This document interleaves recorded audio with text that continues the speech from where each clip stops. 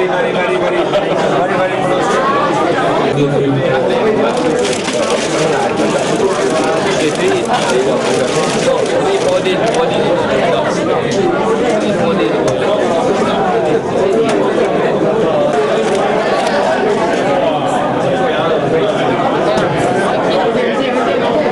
Raya ke-13 ini. Can our media friends take your seats and we shall begin. Pakatan Rakyat Negeri Pulau Pinang, Saudara Lim Guan Heng untuk memulakan kenyataan saudara. Terima kasih. Saya bagi pihak barisan calon-calon Pakatan Rakyat, bagus boleh duduk depan. Ini adalah kempen sekretariat kita punya. Apa tu dah belakang-belakang. Tidak semua kena tampil depan. Kita ucapkan terima kasih kepada Wagi Chow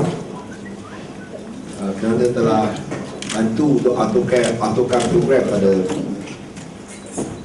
hari ini, dan juga ingin pada masa yang sama mengalu-alukan semua calon-calon, khususnya kepada 30 adun yang dipilih dan 10 ahli parlimen yang dipilih untuk negeri Pulau Pinang. Saya juga ingin mengucap tahniah kepada saudara Kapasing yang telah menang dengan majoriti paling tinggi di Pulau Pinang.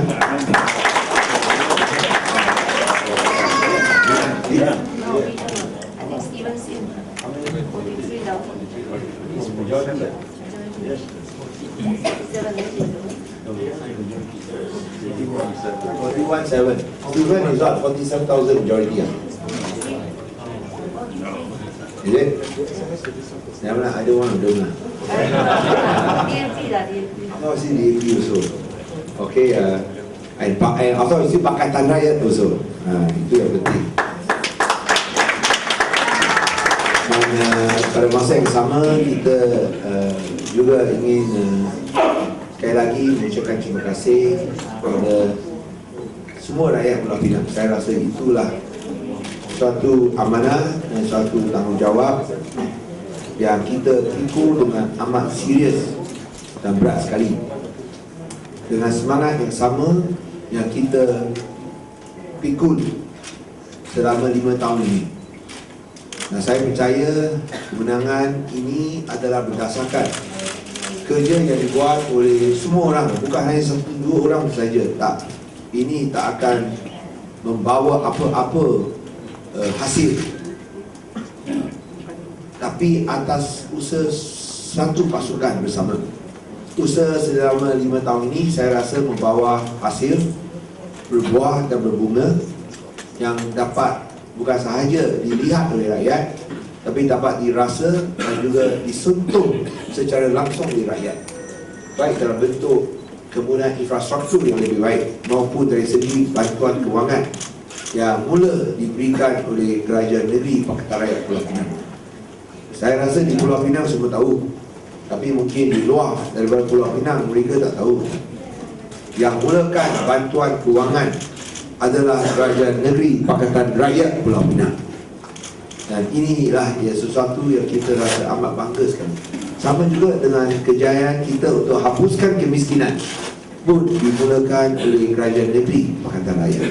Tentu kita akan teruskan program-program dan dasar-dasar yang pro pembangunan, pro growth, yang pro pekerjaan, pro jobs, dan juga pro keadilan sosial, pro poor, untuk memastikan bukan sahaja pembangunan mampan, tetapi juga ia dapat dikongsi bersama oleh semua rakyat Pulau Pinang.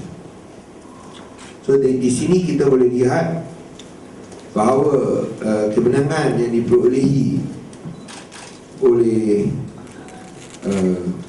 Pakatan Rakyat adalah amat ketara. Saya akan edarkan ringkasan kepada semua media massa.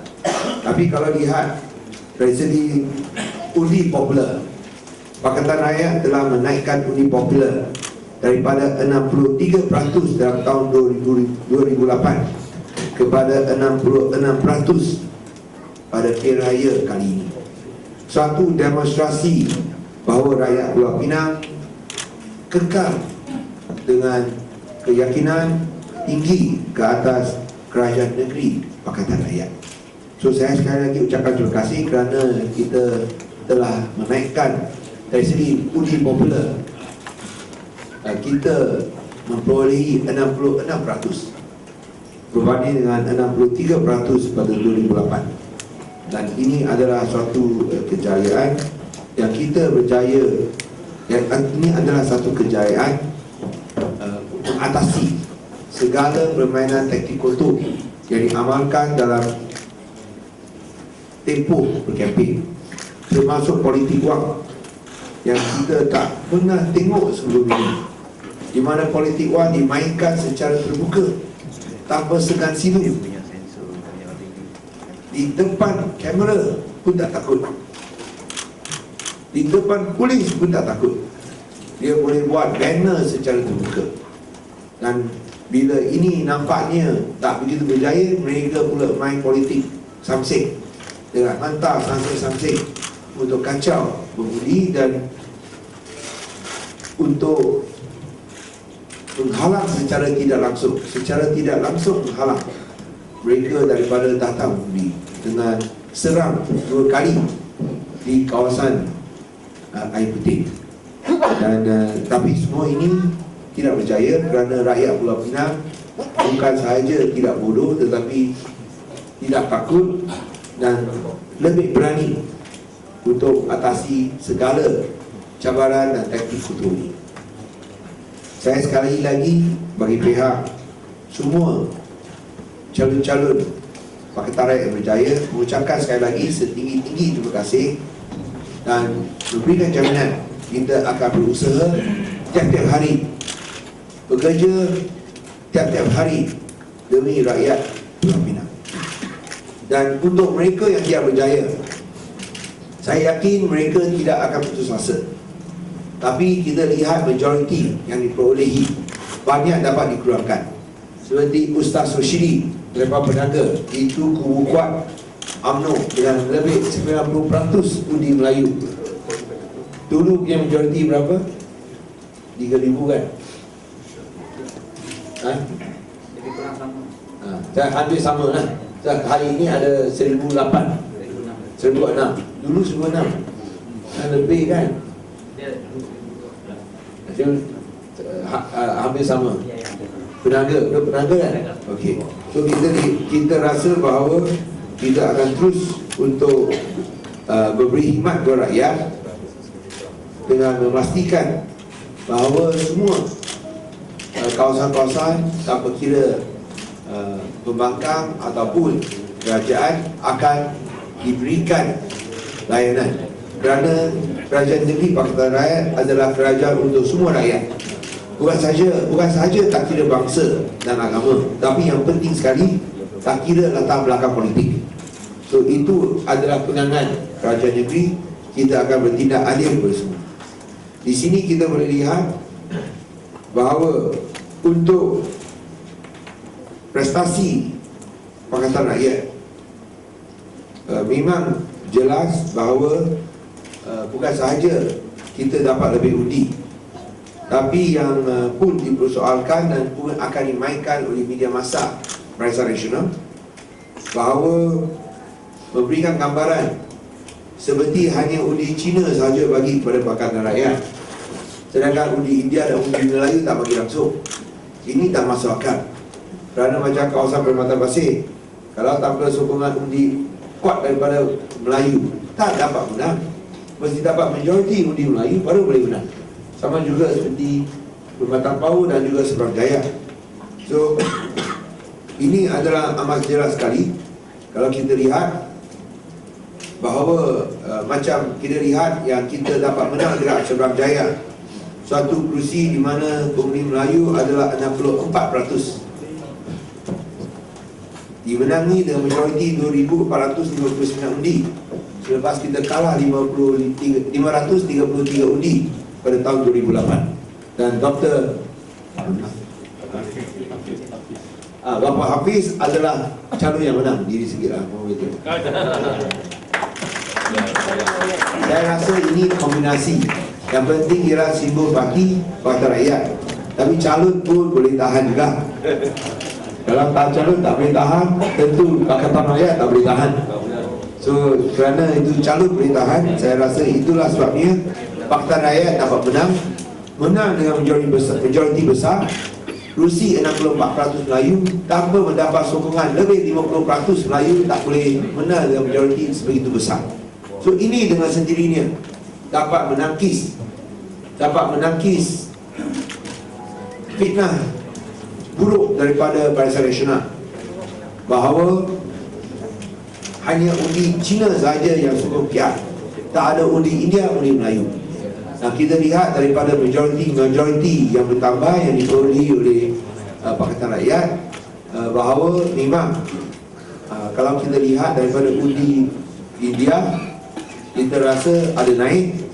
Undi Melayu kita rasa cuma pun tidak naik ketara, tapi kebanyakan kawasan kekal ataupun naik sedikit, termasuk dekat kawasan Sungai Pinang. Ini yang dimenangi oleh Cik Yang Berhormat Lim Chew Kim. Apa majoriti sekarang? 4,707 undi berbanding dengan 2,000 undi lebih pada pilihan raya besar yang lepas. Tanpa undi Melayu, mana boleh tambah majoriti sekali ganda? Kerana ini kawasan di mana hanya 50% lebih saja Cina, lebih 1/3 undi Melayu. So kalau tanpa sokongan bertambah daripada undi Melayu, tak mungkin boleh tambah sekali ganda. So semua pun kita cakap ada kawasan mungkin naik sikit, ada kawasan mungkin kurang sikit, tapi secara purata kita rasa undi yang diperolehi oleh Pakatan Rakyat untuk undi India bertambah, untuk undi Cina bertambah, untuk undi Melayu bertambah sedikit atau setidak-tidaknya kekal, tidak turun langsung. Mungkin saya rasa tambah sikit. Kalau tidak, tak mungkin kita boleh dapat majoriti yang begitu besar sampai ada calon Barisan Nasional boleh hilang deposit. Mana dalam sejarah, mana kita duga calon BN boleh hilang deposit? Yang 3 kerusi yang calon BN hilang deposit adalah dekat Pengkalan Kota, 1, 2 Berapit, 3 Padang Lalang. Mana? 2 saja. Dia sudah beli, mana boleh hilang. So 2 daripada Berapit dan juga Pengkalan Kota. So ini adalah suatu kejayaan yang amat menjelang sekali. Secara keseluruhannya, Pakatan Rakyat rasa pilihan raya ini kali ini adalah pilihan raya yang paling kotor dalam sejarah Malaysia. Kotor kerana jaminan SPR bahawa kita akan gunakan dakwah kekal tidak kekal. Dakwah boleh dibasuh dengan gunakan zip atau itu Bruce Lee. Ini zip. Ini saya. Ini zip Ada orang cakap guna zip pasti boleh basuh ya. Zip itu washer zip red zip. Axion. Ini zip dia Axion ini dia jamin. Kalau tak basuh habis dia akan pulangkan wang. Tapi kalau itu dakwah kekal, dia tak kekal, adakah dia boleh jamin pulangkan wang tak? 5 juta ringgit, 5 juta ringgit telah dibelanjakan, boleh minta daripada pembekal pulangkan wang kepada SPR tak? Boleh tak? Sekali lagi tengok, dakwah kekal pun ada penyelewengan. Semua pun goncang-goncang pun tak lekat. Dia dulu cakap kena goncang dulu, tapi nampaknya goncang-goncang pun tak boleh pakai.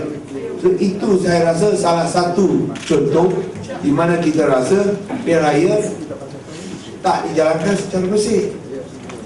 Lagi satu, cubaan untuk memasukkan itu pengundi-pengundi yang kita rasa jelas sekali bukanlah orang tempatan, pengundi-pengundi Bangla.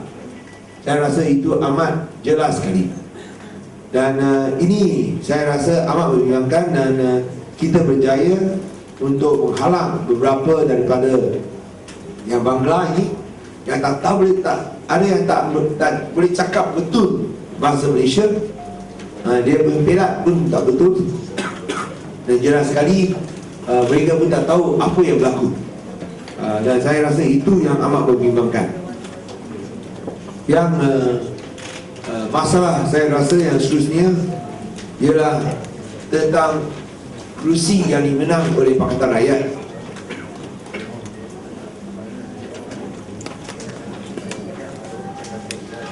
Pakatan Rakyat menang hampir 3.9 juta undi, sedangkan BN menang 3.3 juta undi.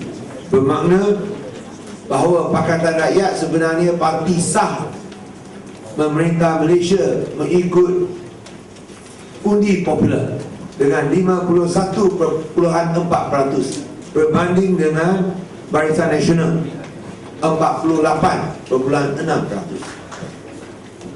Pakatan Rakyat menang undi popular di Malaysia. Kita sebenarnya adalah parti pemerintah di Malaysia. Macam mana kita boleh menang 51.4%, tak dapat 51.4% kerusi, tapi sebaliknya kita hanya menang lebih 7 kerusi saja. Ini yang sesuatu yang kita tak boleh faham. I think this is something that is very disappointing. Very disappointing. How can you win 51.4% of the popular vote and still not get a majority of the seats? 89 out of 222, how many are 40%? Check and see.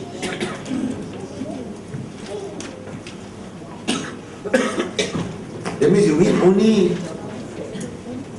additional 7 seats, even though you have won a majority of the votes in Malaysia.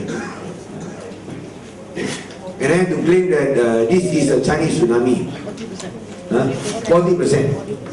We won 51.4% of the popular vote, but we won only 40% of the seats. Can you please put that down? I forgot to put that down. We only won 40% of the seats. Can you please put that down? Boleh tambah ni. Something is very wrong.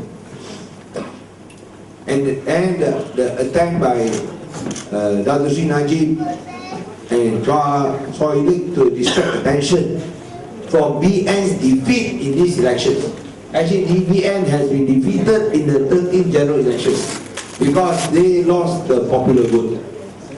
Just as they have been defeated in Penang, when we won 66%, but throughout Malaysia, we won 51.4%. And they should not try to distract attention by saying that this is because the Chinese vote went away.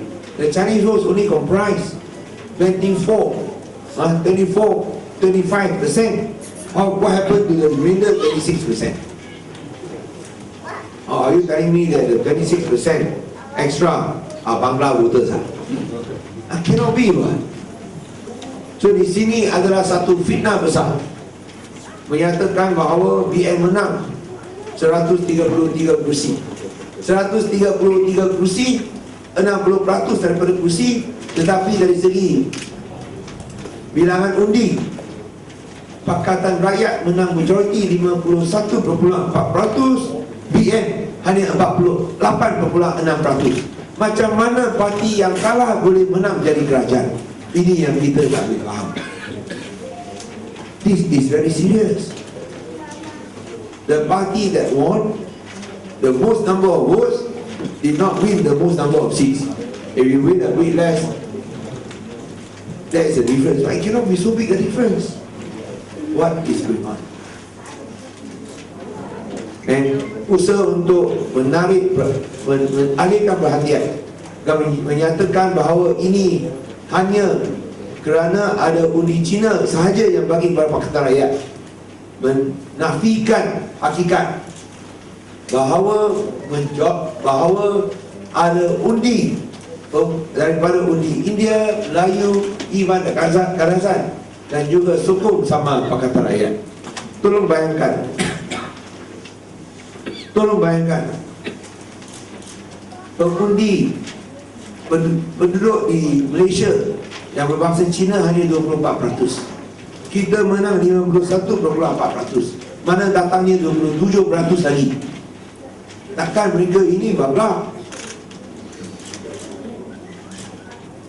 Ini mesti datang daripada pengundi Melayu, India, Ivan dan Kadazan. Jadi oleh itu saya harap Perdana Menteri jangan cuba tutup hakikat BN hilang undi popular dengan mainkan perkauman. Semasa pilihan raya mainkan perkauman, selepas pilihan raya pun mau mainkan perkauman. Ini adalah sesuatu yang sungguh tidak bertanggungjawab.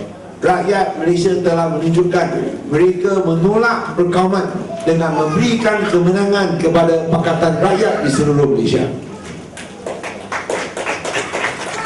Ini hakikat. Dan kalau ini menyatakan bahawa ini adalah hanya kerana tsunami Cina, menolak bahawa Pakatan Rakyat pun menang di Kelantan yang 95% penduduk adalah Melayu. So macam mana Cina tsunami boleh berlaku di Kelantan?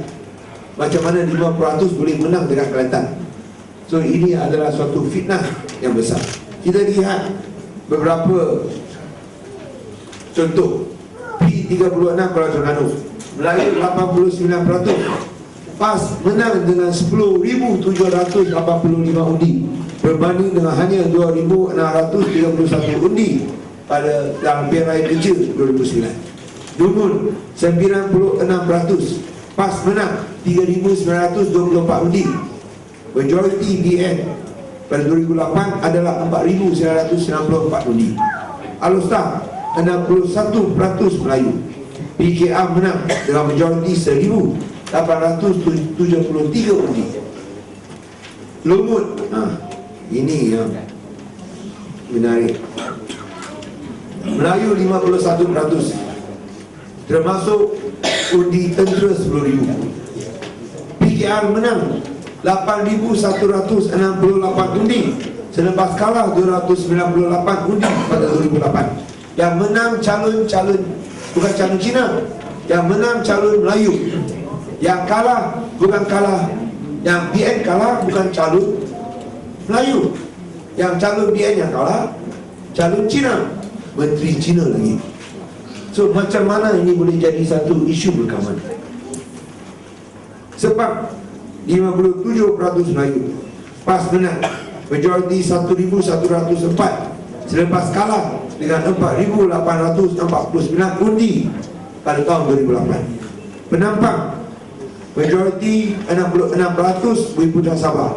PKR menang dengan 10,216 undi selepas kalah 3,063 undi pada 2008. Peringkat negeri seperti yang saya sebut tadi, Seberang Jaya majoriti 2,459 undi, 64% Melayu.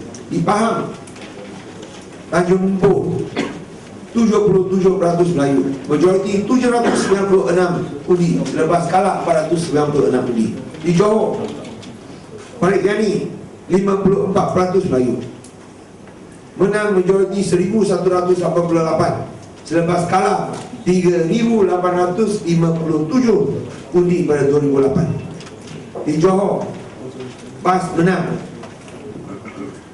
kerusi Melayu 40% Puteri Bangsa dengan majoriti 3,469 undi selepas kalah 5,721 undi pada 2008. Dan juga Mantunggung, Kadamaian, Taparuni, Inanam dan Moyok semua adalah di mana majoriti kawasan adalah Sabah Bumi Putra. Untuk menyatakan bahawa DAP adalah parti Cina menolak hakikat. Sekarang hanya ada Sekarang DAP ada ahli-ahli parlimen daripada ke semua tiga bangsa, termasuk 2 ahli parlimen Melayu. Satu di Bukit Bendera, saudara Q Johari. Saya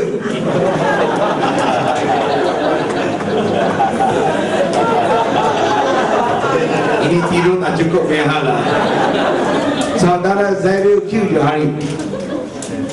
Dan lagi satu di Raub, saudara Datuk Muhammad Arif Syabri Abdul Aziz. Dan satu lagi ada Melayu di Mentakap, Tunku Zulpuri Shah bin Raja Puji yang menang Mentakap. Kita pun ada satu adun berbangsa Iban, berbangsa Kadazan, minta maaf. Satu adun berbangsa Kadazan di Kebayan, Dr. Edwin Bosi, seorang veterinary surgeon. Kita ada 6 ahli parlimen berbangsa India, lebih ramai daripada MIC dengan 4. Sepatutnya 3, tapi dia sudah curi dulu. Sepatutnya 3. Dan itu adalah rumusan yang saya nak berikan, bukan sahaja untuk Pulau Pinang, tapi untuk seluruh negara. Dan kita harap baik Chua Solik, baik Najib, janganlah main perkauman. Chua Solik main perkauman, kita faham, dia sudah tak ada jalan keluar lagi. Dia hanya boleh buat kacau saja. Tapi kalau Perdana Menteri tak mau terima hakikat Barisan Nasional adalah parti minoriti di Malaysia dan cuba menggunakan perkauman, ini adalah satu tindakan yang sungguh tidak bertanggungjawab dan mempersoalkan kewibawaan beliau sebagai seorang Perdana Menteri. Saya harap janganlah main perkauman. Sepatutnya patut jawab macam mana parti minoriti dari segi undi popular seperti Barisan Nasional yang dapat 48.6% boleh menang pilihan raya ke-13, sedangkan parti PR yang menang undi popular 51.4% boleh kalah dalam pilihan raya. Ini kita tak boleh faham dan kita mahu satu penjelasan. Itu adalah kenyataan saya. Ini kalau ada apa soalan sebelum saya pergi ke perkara nombor 2. Okey, ada apa soalan? Bukan anda mengantuk, saya pun nak mengantuk sikit. Okay, no more questions. I think it's quite complete. Yes. Where are you from? Oh, I see. I searched 6 times. The Singapore one, okay lah. Your sister paper at one time, no. So I also a bit takut-takut. You see whether the question okay lah. Okay, I mean The question alright, it's only whether it's written correctly. Correct, yeah, go ahead. Okay, Pakatan has done very well, but and on the back of very strong Chinese support, so it has resulted in a government that has very little Chinese representation. What are your views on this? And as a coalition that has gotten most of the Chinese support, can Pakatan do anything to correct the situation? I think it is a fallacy to say that we have done very well only because of Chinese support.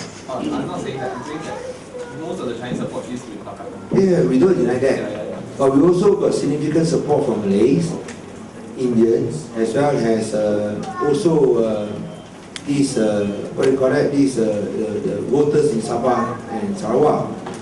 Bear in mind, for example, in seats where we almost won, such as in Lapis, without support from the Indian majority community, you think we could have come so close? It is because of support from the Indian community that we ran the race so close to Chua Solik's son by only a few hundred votes. So I think that fallacy must be debunked. You must debunk that fallacy. It is only because of strong Chinese support. We must not fall into the racist trap by Barisan Nasional, UMNO and MCA. they will still use that racist track. That when a Chinese BN candidate win, then it is not racism. But when a Chinese Pakatan Raya candidate wins, then it is racism. I think this is a fallacy that we must debunk. Okay? The second question that you are asking, because I think you are referring to what Chong Soy Ling says, that they will not want to enter government. There's a lack of representation now as it is for the Chinese community now. You wait and see whether that will happen or not. You wait and see whether that will happen or not. And I think we will respond when the time comes. But what is more important is always policies. Policies are more important than personalities. If we keep on believing that personalities are more important than policies, then this country cannot move forward, democracy cannot grow. What we are interested in is policies. What is the use of having certain personalities there if the policies are still the same? That is why should we racialize the issue? We should be debating based on policies. Are your policies better or not? And whether it is properly implemented or not. So if you keep on talking about personalities, then I think we are falling into the racial track. Oh, always vote for a Chinese candidate because you are Chinese, even though this Chinese candidate is corrupted. Or always vote for a Malay candidate just because you are Malay, even though this Malay candidate is corrupted. We take a different approach. You vote the Pakatan candidate that is clean, whether it's Malay, Chinese or Indian. Then only can the country move forward. Just like in Penang. You know, yesterday I met a Malay voter in my kawasan. Dia cakap apa? Dia cakap, CM, jangan ingat kita ini orang Penang bodoh tau. Kita tahu siapa orang itu yang bagi wang. Kita tahu dia siapa. Dia taikong. Ingat orang Melayu nak sokong taikong untuk memimpin sama kita lah. Dia tailo tau. Kita orang Penang kita tahu. Wearing kopiah telling me that. So it is very clear where his support lies. So for the BN, I mean, if the right policies, if they implement the right policies, then possibly. I think we have been saying that all along. They've been implementing the wrong policies. The policies that encourage crony capitalism and corruption, and also allows and permits abuse of power. Isn't that very clear? Even very clear to Barisan Nasional. They just want to admit me. Okay? When will you be sworn in? I want to refer to that later afterwards, the second point. So I will refer to this first part first. I think after that, I think Saura Kappa and the others will want to say a few words. Yes, tell me. And just like you say, the total amount of the vote, it doesn't translate to. Yes. So do you think Pakatan should committed to campaign for a reform of the electoral system? Definitely. But that's what we are suggesting, that the present system is weighted against democracy, not against the opposition party, but weighted against democracy. There is no respect for one man, one vote principle. We won 51.4% of the votes, yet we only won 40% of the seats. What nonsense is that? So CM can challenge in court.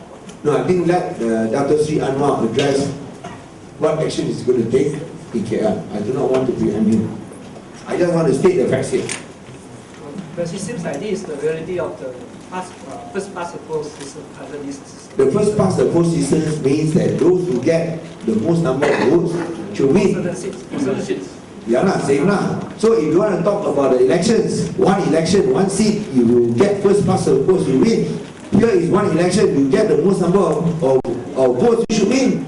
Even though maybe you don't get 51.4%, but you should at least get slightly over 50% of the seats, isn't it? That's why we're asking whether DAP will campaign for maybe. We have been campaigning for that for the last 40 years now. There should be one man, one vote principle.